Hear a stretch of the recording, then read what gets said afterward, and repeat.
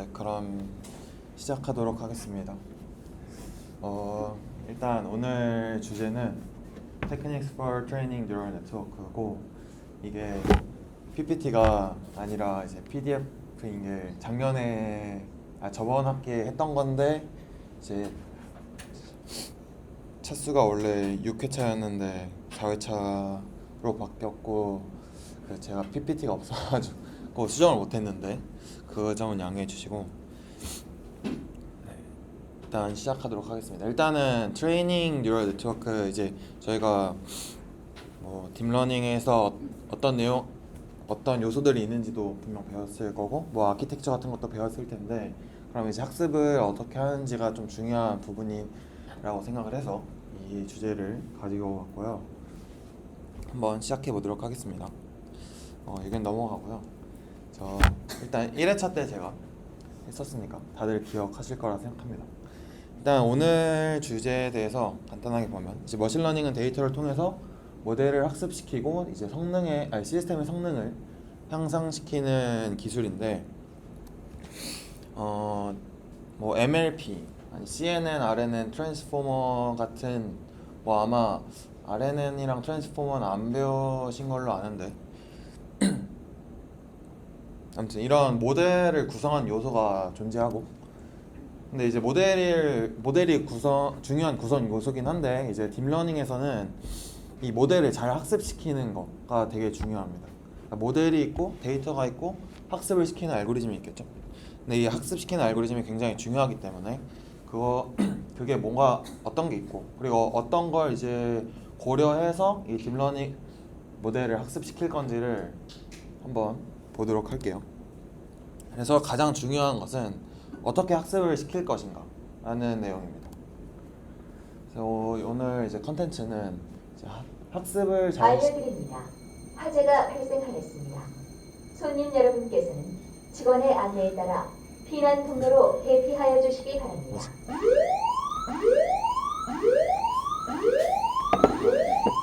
알려드립니다.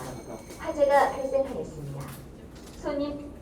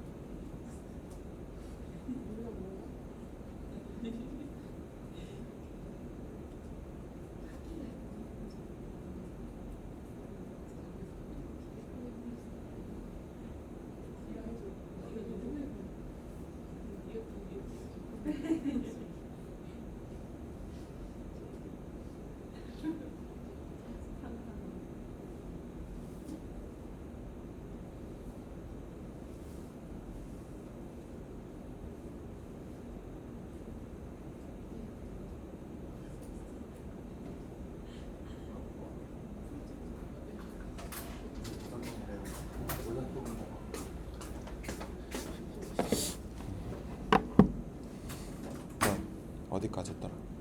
어디까지 했지? 네? 여기서부터? 오케이. 아무튼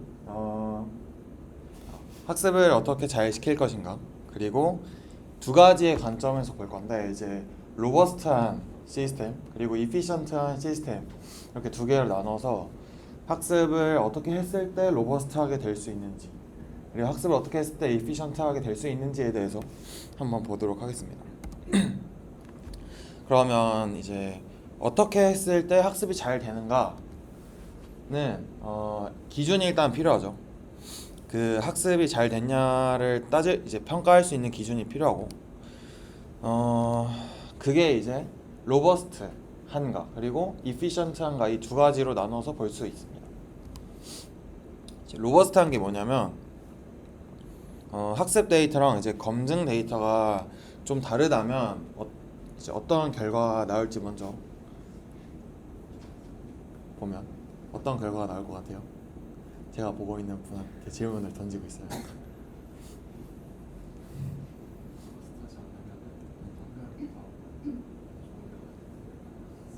맞아요.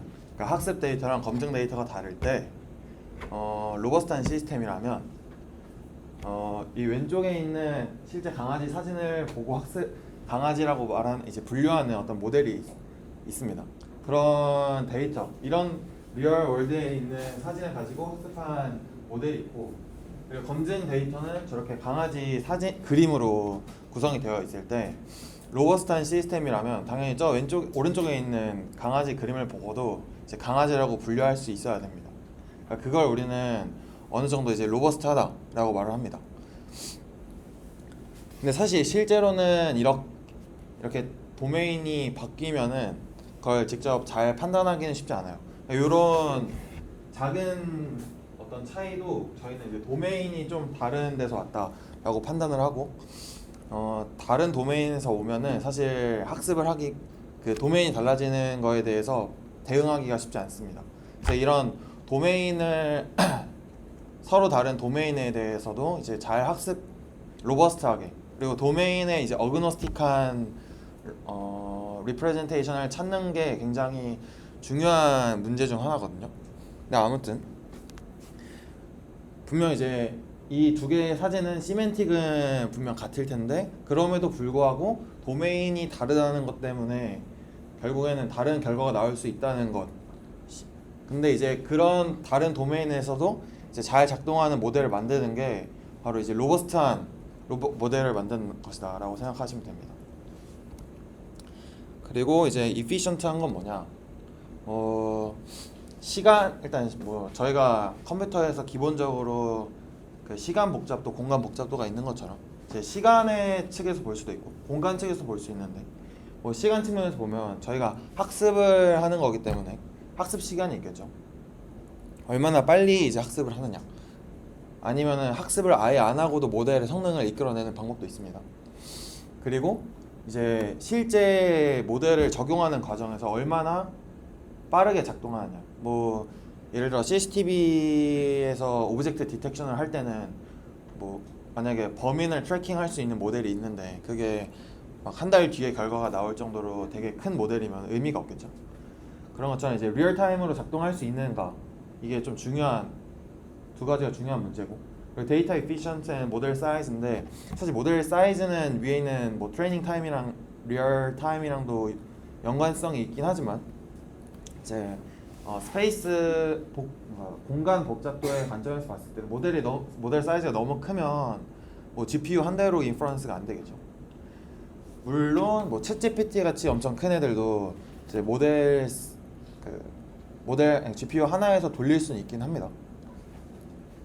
근데 실제로 이제 모델이 엄청 큰 경우에 뭐 챗GPT 같은 경우에는 당연히 GPU 한 대로는 학습이 불가능하고, 뭐 예를 들어서 비디오나 아니면 좀 데이터를 한꺼번에 많이 처리해야 되는 도메인에서는 모델 사이즈뿐만이 아니라 인풋 데이터가 너무 크다 보니까 연산하는 양이 너무 많아서 이제 모델이 사이즈가 적당히 작아도 이제 모델 그 GPU 안에 하나의 GPU 안에서 돌릴 수가 없는 경우가 있습니다. 그리고 또 데이터 에피션트한 거는 우리가 학습을 할 때나 아니면 평가를 할 때 데이터가 분명 필요하고, 그리고 그 데이터를 만들어줘야 되잖아요. 실제로 뭐 예를 들어 분류를 하는 문제라 해도 그냥 이미지만 가지고 와서 분류가 되는 게 아니라 이미지마다 어떤 클래스인지를 우리가 직접 이제 어노테이션을 해주는데, 물론 분류는 되게 간단한 문제니까 쉽게 이제 어노테이션을 할 수 있지만, 예를 들어서 뭐 세그멘테이션 같은 거는 이제 마스크를, 그러니까 이미지를 또 다른 이미지를 한 장 만들어주는 거잖아요. 그거를 사람이 직접 다 한다고 하면은 되게 오랜 시간 동안 어노테이션 하는 작업이 필요합니다. 뭐 그것도 있고, 아니면 뭐 오브젝트 디텍션 같은 거에서 바운딩 박스를, 어떤 오브젝트에 대한 바운딩 박스를 만들어주는 그런 작업 또한 분명 되게 오랜 시간이 필요하고, 그래서 뭐 이런 거를 빠르게 하기 위해 적은 어노테이션을 가지고서 이제 학습을 충분히 할 수 있는, 아니면은 뭐 적은 그러니까 레이블이 적은 데이터셋이 있고 레이블이 없는 데이터를 같이 이제 활용해서 모델을 학습시키는 방법들도 이제 나오겠죠. 아무튼 그래서 이런 식으로 이제 이피션트하게 학습을 하고 그다음에 추론하고 하는 뭐 그런 것에 대해서도 이제 평가가 필요합니다. 그래서 일단 학습을 잘 한다는 것은 결국에는 로버스트하면서도 이피션트한 모델을 만드는 거고, 뭐 이 두 개가 약간 추론의 인퍼런스의 관점에서 보면은 이제 트레이드 오프가 있죠. 뭐 예를 들어서 로버스트하게 작동하려면 모델이 크면 클수록 당연히 이제 레프레젠테이션이, 그러니까 모델이 표현할 수 있는 어떤 역량이 되게 많기 때문에 다양한 데이터를 이해하고, 그리고 데이터 안에 있는 복잡한 패턴도 이해할 수 있기 때문에 더 로버스트한 시스템이 만들 수 있긴 하지만, 모델이 커지면 커질수록 이피션트하기는 굉장히 어렵죠. 뭐 간단하게 말해서 추론하는 인퍼런스 속도가 되게 느리다. 그래서 이 두 개를 적절하게 이제 그 트레이드 오프를 잘 평가하는 게 굉장히 중요합니다. 그래서 이제 다시 써 있는데, 이제 모델을 적용하는 과정에서 만나는 데이터랑 학습 데이터 간에 이제 예상치 못한 데이터 분포 차이가 있음에도 불구하고, 아까 본 것처럼 뭐 강아지 사진이 둘 다 강아지 사진이지만 그림이냐 사진이냐는 엄청 크니까, 그럼 두 개의 다른 도메인에서 나온 데이터를 보고도 이제 모델이 우리가 예상하는, 당연히 그럴듯하게 이제 생각할 수 있는 어떤 결과를 보인다면 이제 해당 모델은 로버스트한 거고, 모델이 학습하는 과정 또는 이제 인퍼런스 하는 과정에서 이제 좀 빠르게 학습하거나 아니면은 그 컴퓨팅 리소스가 적게 효율적이게 드는 시스템이라면은 그 시스템이 이제 이피션트하다라고 볼 수 있는 거죠. 이 부분은 이제 저번에 했었기 때문에 사실 그렇게 빨리 하고 넘어갈게요. 일단 오버피팅과 언더피팅이 당연히 이밸류에이션이랑 함께 이루어져야 되고, 보통 이제 저희가 데이터를 구성할 때 밸리데이션 셋을 둬서 이제 학습 뭐 이제 8대2로 밸리데이션 셋을 구성을 하면 이제 80%의 데이터로 학습을 하고 나머지 20%의 데이터로 이제 실제 이 모델이 얼마나 잘 학습되는지 검증을 하겠죠. 그러면서 이제 오버피팅도 방지할 거고. 그래서 간단하게는 이런 식으로 이제 보통 이루어지고, 사실 컴퓨터 비전이나 뭐 NLP나 딥러닝에서는 그냥 굳이 더 복잡한 방법을 사용하지 않고 이렇게 8대2나 아무튼 특정 비율로 나눠서 이제 학습과 검증을 이루어집니다. 그럼 이 밑에 있는 이제 뭐 크로스 밸리데이션이나 이런 내용을 왜 넣어놓은 거냐면, 이게 이제 기존에 있던 머신러닝에서 많이 사용하는 방식이고, 이게 왜 이제 딥러닝에선 잘 사용되지 않는지를 좀 말하려고 이제 넣었는데, 일단 뭐 크로스 밸리데이션이라는 거는 밸리데이션보다 이제 그냥 기본적인 밸리데이션보다 밸리데이션을 더 많이 합니다. 뭐 1번에 있는 leave one out 크로스 밸리데이션 같은 경우에는 데이터의 샘플의 크기가 이제 뭐 n개가 있으면 n번을 반복하면서 전체 과정을 n번을 반복합니다. 근데 검증 데이터 한 개를 이제 샘플링하고 나머지로 학습한 다음에 그 샘플링 했던 검증 데이터 하나로 이제 검증을 하는 과정을 n번 거친 다음에 이제 그걸로 이제 평균을 내는 거죠. 평균을 내서 이 모델의 성능이 어느 정도 된다라는 걸 이제 보는 거고, K-fold 크로스 밸리데이션 같은 경우에는 전체 데이터 셋을 이제 n 곱하기 k개로 돼 있어서 이제 전체 과정은 k번 반복하는데 사실 위에 있는 방법이랑 똑같습니다. 그러니까 이게 우리가 못 본 데이터가 존재하고 그 다음에 본 데이터가 존재하는데, 전체 이제 밸리데이션 하는 과정에서는 다 평가를 할 수 있도록 하는 거죠. 근데 이런 방식들이 실제로는 딥러닝에서는 크게 의미가 없다고 생각하셔도 됩니다. 왜냐하면 이제 크로스 밸리데이션이라는 것 자체가 되게 이제 디멘전이 작은 분야에서 사용하면은 이제 어느 정도 정확한데, 뭐 예를 들어서 컴퓨터 비전 같은 경우에는 이미지의 디멘저널리티가 되게 높기 때문에 굳이, 그러니까 디멘저널리티가 너무 높은 데 비해 데이터 셋이 너무 작기 때문에 굳이 이런 방법을 사용하지 않아도 랜덤니스가 충분히 이제 반영됐다고 생각할 수 있고, 그래서 이제 이런 샘플링을 해서 랜덤니스를 추가해주는 크로스 밸리데이션 방법이 크게 의미가 없다. 그러니까 이런 크로스 밸리데이션을 해서 오히려 이제 못하는 데이터셋에 대해서도, 그러니까 못하는 검증 데이터셋이 있을 텐데 그 이제 다른 잘하는 데이터셋에 의해서 평균을 내면 이제 전체 평균 값은 증가하기 때문에 그게 사실 그렇게 크게 의미가 없고, 그래서 그냥 검증 데이터셋을 하나를 딱 정해놓고 걔에 대해서 잘하는지 못하는지만 봐도 이제 충분히 아 얘가 이제 제너럴라이제이션이 잘 됐는지 안 됐는지를 이제 확인할 수 있다라고 생각하시면 됩니다. 그래서 굳이 이런 기존 크로스 밸리데이션 방법은 사용하지 않습니다. 이제 에러에 대한 내용인데 저번에 이제 얘기했던 내용이랑 같습니다. 그래서 이게 결국에 에러의 구성이 노이즈랑 모델 분산, 그다음에 모델 편향으로 구성이 되어 있고, 모델 그 노이즈라는 거는 우리가 데이터 안에 있는 거기 때문에 우리가 직접 그 노이즈를 해결할 수가 없습니다. 그래서 그 부분은 그냥 제껴두고 이제 저희가 해결해야 되는 거는 이제 바이어스와 베리언스인데, 이게 모델을 얼마나 잘 학습시키냐 그리고 모델을 어떻게 구성하냐에 따라서 이제 줄어들 수 있는 부분입니다. 이제 보통 모델의 컴플렉시티가 증가하면, 그러니까 모델을 복잡하게 만들거나 이제 보통 이제 딥러닝에서 복잡하게 한다고 하면 연산을 많은 거죠. 아니면 모델 크기가 엄청 큰 경우, 그런 경우에는 레프레젠테이션 하는 능력이 굉장히 크기 때문에 굉장히 파워풀합니다.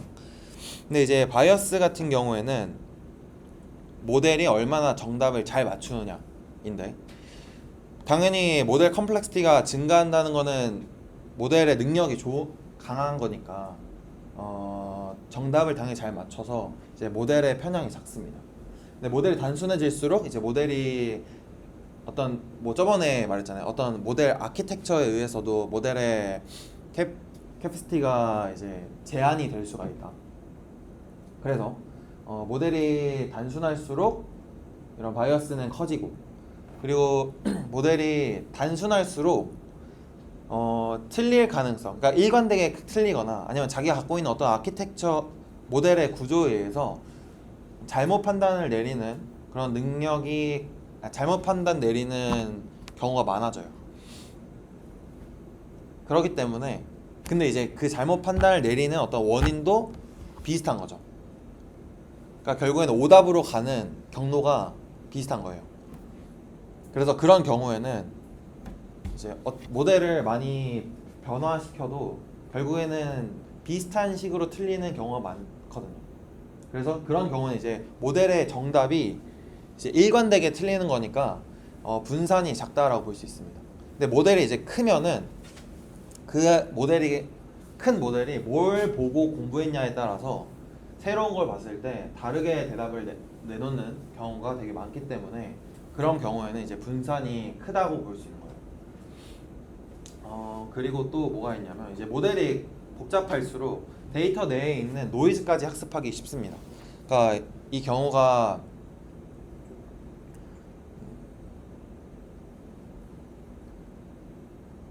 예를 들어서 제가 어떤 학생이 되게 똑똑해서 모든 걸 다 암기할 수 있는 능력이 있으면 그 학생이 이제 어떤 특정한 책 한 권을 보고, 그러니까 세상에 있는 모든 책을 다 이제 볼 수 있으면 당연히 베스트긴 하지만 모든 책을 다 보지 못하고 몇 권의 책만 보고 그걸 다 외워버리는 경우에는 이제 새로운 책을 봤을 때는 정답을 안내 말씀드리겠습니다.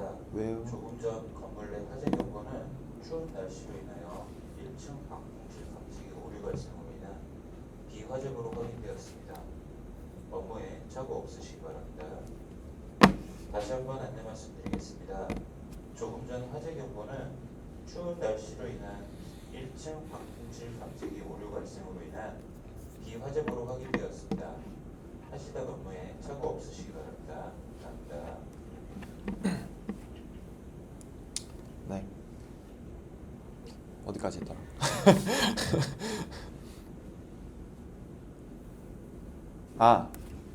다 외워버려서. 네. 그래서 이제 새로운 뭐 문제를 봤을 때 당연히 틀리는 거죠. 왜냐면 기존에 봤던 그냥 암기해버린 문제랑은 그 안에 있는 패턴을 찾지는 못하는 거니까. 그래서 아무튼 그런 경우에는 이제 분산이 크다고 볼 수 있는 거죠. 어떤 책을 봤냐에 따라서 결국에는 답을 엄청 다르게 내놓을 테니까. 뭐 이게 이제 저번에 봤던 거랑 비슷한 거라서 넘어가겠습니다. 일단 그래서 기본적으로 딥러닝 모델은 모델 복잡도가 되게 크고 표현력도 크고 이제 데이터 안에 있는 노이즈까지 학습하기 쉽습니다. 그렇기 때문에 이제 이 모델은 모델 분산이 커지는 그리고 오버피팅이 발생하기 쉬운 모델인 거죠. 그러면 이제 그러니까 사실 그러니까 로버스트한 모델이라는 거는 어떤 상황에 와도 비슷하게끔 그러니까 우리가 그럴듯하게 이제 얘가 대답을 내놓냐 아니면 그러니까 우리가 예상하는 범위 내에 대답을 내놓느냐가 좀 중요하거든요. 그렇기 때문에 모델이 오히려 이제 작거나 단순하거나 아니면 어떤 모델 아키텍처에 의한 모델의 캐패시티가 제한이 되는 경우에는 모델이 이제 로버스트할 수가 있습니다. 로버스트하다고 생각을 할 수 있어요. 그러니까 뭐 리니어 리그레션이 그냥 일반적인 딥러닝 모델보다 훨씬 더 로버스트하죠. 왜냐면 걔네는 틀려도 일관되게 틀리니까. 그래서 이제 뭐 실제로 어떤 서비스를 내놓을 때 굳이 이제 딥러닝 모델을 사용해서 우리가 예상치 못한 결과를 가져오는 상황을 만나는 것보다는 그냥 우리가 예상할 수 있게끔 틀리는 게 훨씬 이제 나은 거죠. 그런 경우에는 이제 예상되는 오류는 우리가 뭐 알고리즘을 통해서 휴리스틱하게 제거할 수 있으니까. 근데 아무튼 이 로버스트하다는 게 결국에는 나중에 가서는 그러니까 우리가 만나는 어떤 에러를 어떻게 해결할 수 있을지에 대한 원인을 찾을 수 있다는 것과도 이제 연관성이 있거든요. 아무튼 그래서 이 데이터를 이제 로버스트한 시스템이 굉장히 중요하다고 볼 수 있습니다. 자, 그러면 이제 어떻게 하면 이제 로버스트한 시스템을 만들 수 있는지에 대해서 한번 보도록 하겠습니다. 일단 레귤러라이제이션이라는 게 있는데요. 이 레귤러라이제이션은 모델의 성능을 제한을 하는 거라고 생각하시면 돼요. 그러니까 우리가 아까 모델의 캐패시티가 되게 크기 때문에 오버피팅이 쉽게 발생할 수 있다라고 말을 했는데 그러니까 모델의 성능을 제한하는 방식을 통해서 이제 적당하게 얘가 똑똑하게 만드는 거죠. 그럼 얘가 굳이 그러니까 다 암기하지 못하도록 하는 것과 같습니다. 그래서 이때 우리는 기본적으로 랜덤니스를 추가해서 어떠한 방식으로든 랜덤니스를 추가해서 이 모델에 perturbation을 준다고 하는데 그냥 모델이 혼란스럽게 해서 이제 얘를 암기하면 안 되게끔 하는 거라고 생각하면 돼요. 첫 번째는 이제 웨이트 디케이가 있는데 사실 얘는 랜덤니스와 엄청 관련이 있진 않지만 모델의 이제 웨이트를 작게 만드는 건데 이 작게 만든다는 게 이제 웨이트가 0이 되게끔 하는 거랑 같습니다. 그래서 이제 더 단순한 모델을 만들 수 있도록 하는 거죠. 단순한 모델이 되면 이제 아까 말한 것처럼 로버스트해지니까. 그래서 간단하게 이제 L1 레귤러라이제이션과 L2 레귤러라이제이션이 있는데 얘네는 이제 저 에러에다가 에러 오른쪽에 있는 식처럼 특정한 텀을 추가해줘서 저 텀이 보면 웨이트가 크면 클수록 저 텀이 커지잖아요. 그러니까 저 텀이 작아지는 방향으로 이제 로스를 주는 거죠. 그러면은 이제 저 텀이 작아지는 식으로 학습이 될 테니까 모델이 이제 심플하게 바뀐다. L2 텀도 이제 똑같습니다. 근데 이제 L1과 L2의 차이를 보면은 이제 L1 같은 경우에는 저렇게 앱솔루트를 취하는 방법을 사용하고 L2 같은 경우에는 이제 제곱을 취하는 방식이죠. 사실 둘 다 그렇게 크게 차이는 없지만 뭐 컴퓨테이션에서는 L1이 좀 더 좋겠죠. 근데 이제 컴퓨테이션 자체에서는 L1이 좀 더 좋은데 이제 그레디언트를 계산하는 관점에서는 사실 L2가 좀 더 단순합니다. 왜냐하면 L1은 L1 같은 경우에는 앱솔루트이기 때문에 if를 사용해 줘야 되지만 L2 같은 경우에는 그냥 2를 곱해주면 되기 때문에 GPU 그러니까 if else 같은 어떤 조건에 의한 계산은 보통 GPU에서 할 수가 없기 때문에 그레디언트를 취하는 입장에서는 L2가 좀 더 이제 빠르게 작동할 수 있습니다. 그리고 요게 이제 L1과 L2의 이제 간단한 비주얼라이제이션인데, 근데 L1이 이제 좀 더 좋다고 말하는 경우가 있습니다. 리니어 리그레션 같은 데서는 L1을 많이 사용하는데 그 이유 중에 하나가 L1을 사용하면 이 모델 웨이트가 0으로 수렴하는 경우가 많다고 해요. 그래서 이제 그런 경우 그러니까 바로 0으로 되는 경우가 많습니다. L2 같은 경우에는 0으로 딱 수렴하지 않는 경우가 훨씬 많아서 L1이 좀 더 이제 그런 단순한 경우에는 좋다고 하지만 대부분 저희는 이제 L2 레귤러라이제이션을 사용합니다. 그리고 이제 얘가 이제 모델에다가 랜덤니스를 추가해주는 방법인데, 이제 드롭아웃과 드롭 커넥트가 있죠. 드롭아웃 같은 경우에는 이런 식으로 중간중간에 있는 벡터를 제거하는 방식을 사용합니다. 그래서 이제 요 간단한 그림을 보면 인풋에서 이제 중간에 레이턴트로 가는 과정에서 벡터가 이제 숫자 4개 크기가 4인 이제 벡터가 있는데 그 중에서 이제 2개만 가지고 오는 거죠. 근데 얘가 이제 랜덤하게 2개를 선택을 하는 거죠. 그러니까 드롭아웃 레이트를 0.5로 해두면 이제 절반 정도의 벡터만 그 다음 레이어로 이제 반영이 될 수 있게끔 하는 겁니다. 근데 이제 얘 같은 경우에는 어떤 식으로도 볼 수가 있냐면 얘뿐만이 아니라 이제 드롭 커넥트도 마찬가지인데, 일단 드롭 커넥트 같은 경우에는 웨이트 자체를 이제 제거해 주는 방식으로 사용을 해요. 근데 얘네 2개가 이제 이 모델에다 랜덤니스를 줘서 이제 모델을 좀 단순하게 하는 그런 해석도 있는데, 이제 또 다른 해석으로는 모델 앙상블이라고 해서 이제 머신러닝에서 좀 많이 쓰는 건데, 이제 모델 앙상블의 관점에서 볼 때는 얘네가 이제 실제로는 학습할 때만 이렇게 드롭 아웃 아니면 드롭 커넥트를 해주는 식이거든요. 그러니까 모델을 하는 과정에서 이런 식으로 이제 웨이트를 딱딱 끊어줘서 좀 랜덤니스를 추가하는 건데, 근데 실제로 이제 모델을 인퍼런스하는 과정에서는 이 드롭아웃을 사용하진 않거든요. 그러니까 모델을 인퍼런스할 때는 요 드롭아웃과 드롭 커넥트를 그러니까 사용하지 않는다고 생각하시면 됩니다. 그래서 실제로 토치 내부에서는 그 토치.eval이라는 게 있잖아요. 그걸 하면은 이제 드롭아웃 레이어가 실제로 거기 안에 그 모델 안에 있을 정의를 해줘도 이제 이밸리에이션으로 이제 설정을 해두면 그런 드롭아웃이나 드롭 커넥트 같은 경우에 다 이제 그 효과가 없어져야 된다. 아무튼 꺼집니다. 그게. 그리고 이제 모델.점 트레이닝 할 때만 이 드롭아웃과 드롭 커넥트가 다시 활성화되는 식으로 이제 작동을 하는데, 이 얘기를 한 게 뭐냐면, 이제 학습할 때마다 요 웨이트나 아니면은 요 노드가 사라진다고 했잖아요. 랜덤하게. 그게 어떤 관점에서는 이제 여러 가지 모델을 학습을 한다라고 볼 수도 있습니다. 그러니까 특정 이터레이션마다 뭔가 이 랜덤니스가 추가되는 게 달라지니까, 그럼 그때마다 이제 학습하는 어떤 모델은 좀 양상이 다를 거 아니에요.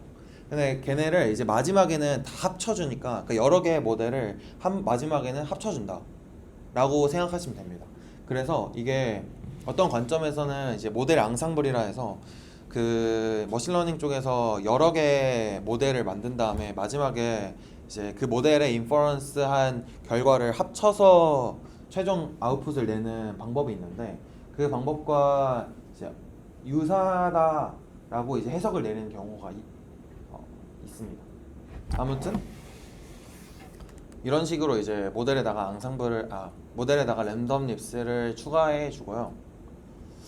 이거 말고도 또 어떤 것도 있냐면 그냥 이 모델의 레이어라는 게 존재하잖아요. 그 레이어의 순서를 이제 뒤바꿔주는 경우도 있습니다.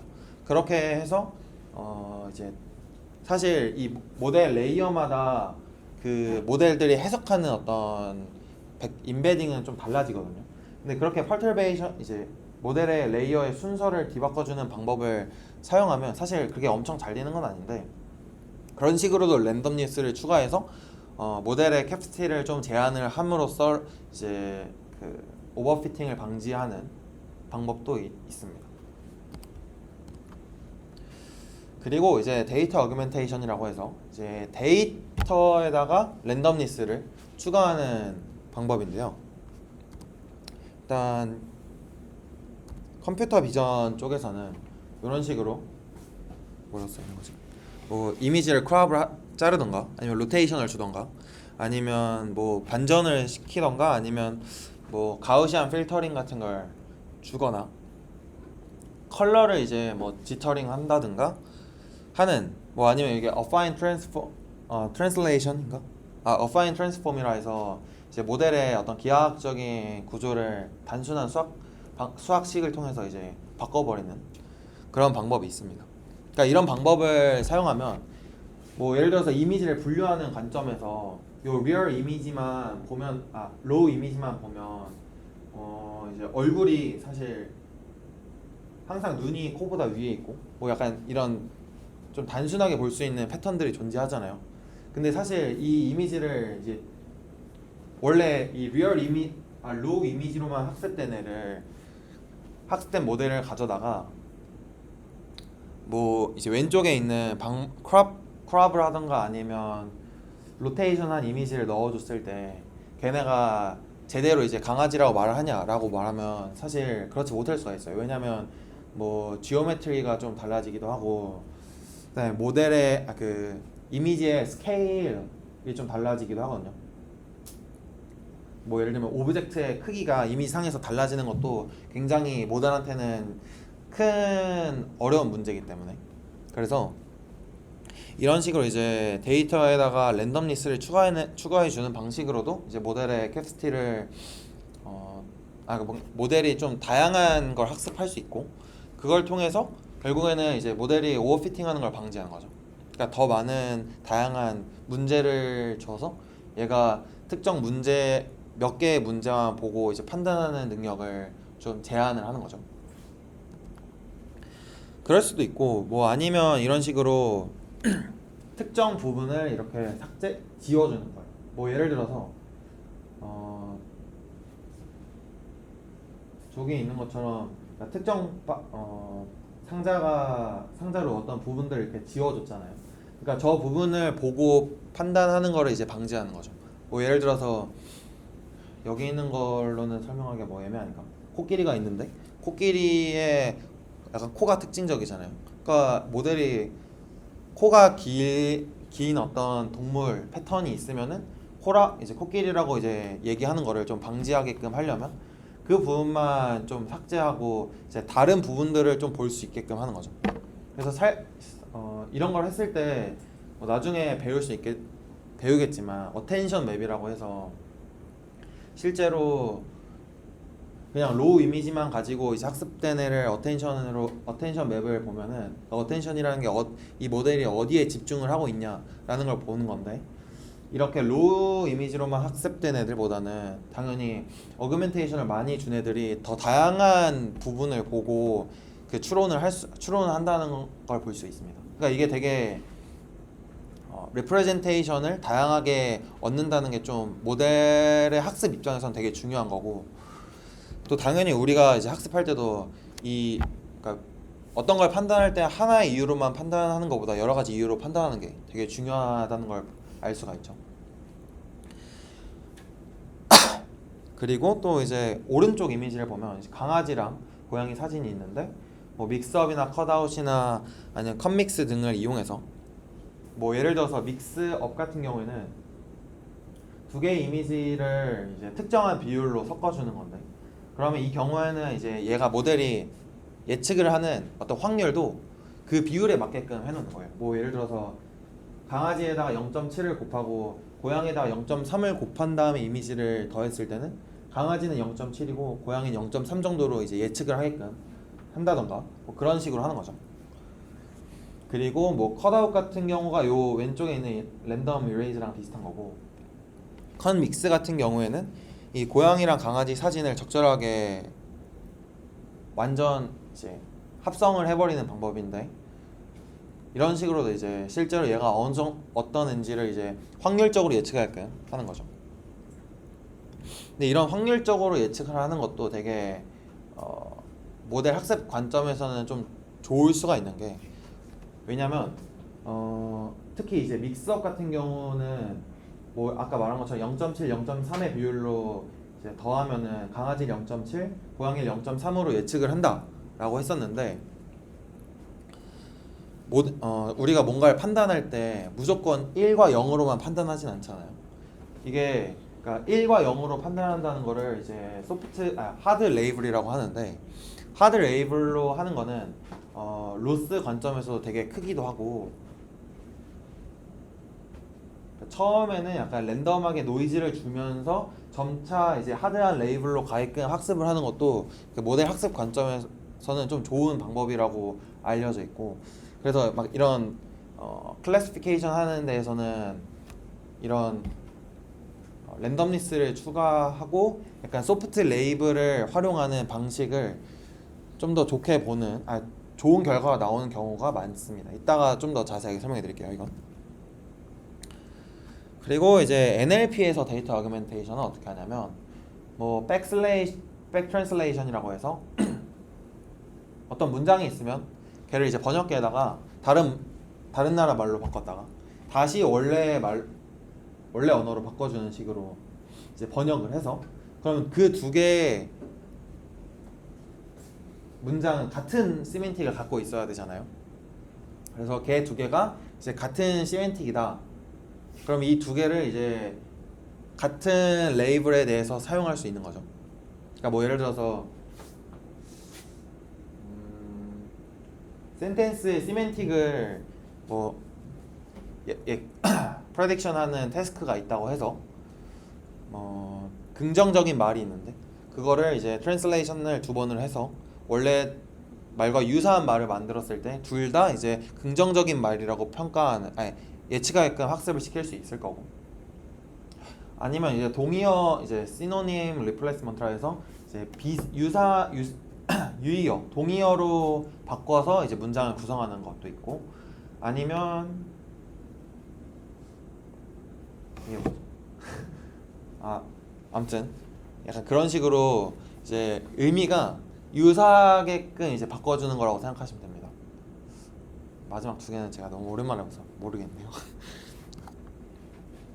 그리고 뭐 약간 이런 식으로 토큰을 지워주는 방법도 있습니다. 뭐 예를 들어서 요 가운데 있는 ABCD이라는 문장이 원래 문장이면 그 문장의 일부분을 지우거나 아니면 순서를 바꾸는 식으로 이제 문장을 구성을 해서 그거를 가지고 넣어줬을 때 맞추게끔 하는 거죠. 예를 들어서 버트 같은 경우에는 이런 식으로 토큰 마스킹이라는 방식을 사용해서 실제 요 문장을 넣어줬을 때 요 문장이 나오게끔 이제 학습을 시키면 걔가 이제 특정 문장을 인베딩을 더 잘한다 라고 합니다. 그래서 그런 마스크를 해주는 방식으로 이제 버트가 학습이 되어 있고, 이런 방식들을 활용하면은 실제로 레이블이 없어도 문장을 만들 수가 있죠. 그 모델을 학습시킬 수가 있죠. 그리고 아니면 또 이제 제너러티브 모델을 사용해서 뭐 챗GPT 같은 애들을 갖다가 여러 개의 레이블을 만들어서 실제로 학습에다가 사용하는 방법도 있습니다. 원래 이제 제너러티브 모델 같은 경우가 실제로 모델을 학습할 때 기존에 있던 모델이 그러니까 데이터가 많이 없으니까 그 적은 데이터를 가지고 이제 적은 데이터를 보고 그 데이터랑 비슷한 데이터를 여러 개를 만들면 걔네를 이제 실제로 데이터셋에 활용할 수가 있잖아요. 그런 목적으로 이제 만들어졌다라고 말하는 경우, 그렇게 말하기도 합니다. 그래서 아무튼 이런 식으로 이제 데이터를 어규멘테이션 할 수가 있습니다. 그리고 뭐 오디오 쪽에서도 이제 어규멘테이션 할 수 있는데 이런 식으로 이제 노이즈를 주거나 아니면 그 데이터의 시간을 시간을 이제 앞뒤로 바꾸던가 아니면 이제 모델이 그 데이터의 실행 속도를 바꾸거나 아니면은 어떤 모델 피치의 스케일을 바꿔주는 식으로 해서 데이터의 어규멘테이션을 줄 수가 있습니다. 그리고 이제 마지막으로 이제 엔트로피 레귤러라이제이션이라고 해서 엔트로피가 저번에 이제 설명했던 것처럼 어떤 이게 PYK라는 게 이제 YK가 나올 확률이잖아요. 그러니까 YK가 나올 확률을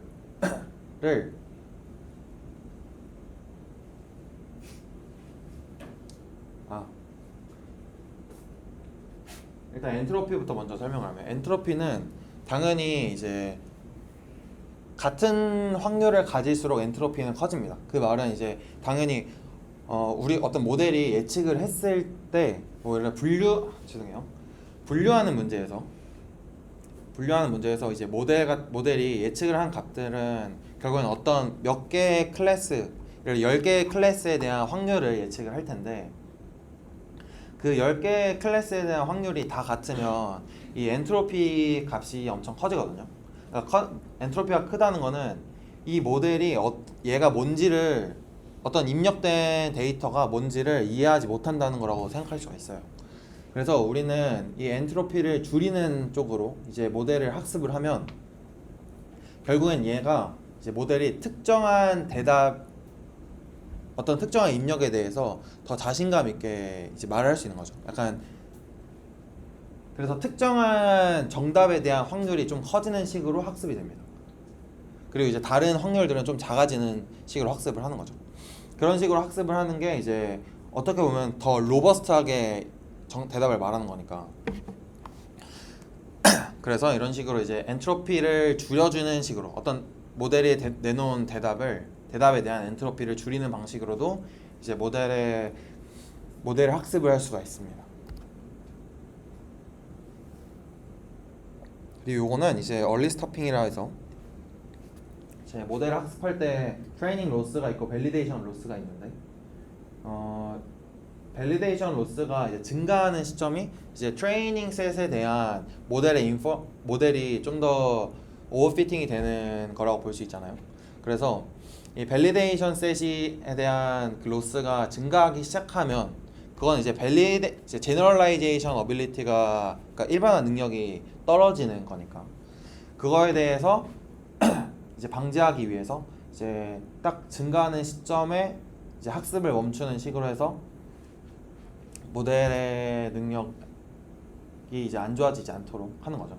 그래서 이렇게 얼리 스타핑을 통해서 모델을 로버스트하게 할 수 있습니다. 그리고 요거는 이제 나중에 다른 분이 설명해 줄 건데 그냥 간단하게만 좀 설명을 하면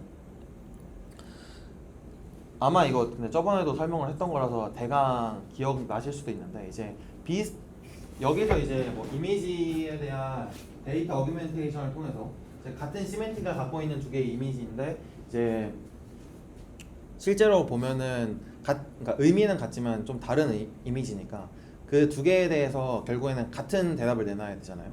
그래서 그 서로 조금 변형을 준 이미지에 대해서는 같은 대답이 나오게끔 학습을 하고 그리고 이제 아예 다른 소스에서 나온 이미지는 서로 이제 같은 대답을 내놓지 않도록 그 저번에 말했던 이제 코사인 임베딩 로스와 관련이 있습니다.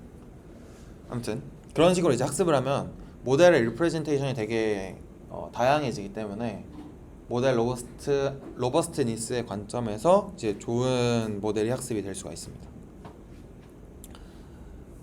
네, 일단은 여기서 잠깐 끊고 10분 쉬었다가 진행할게요.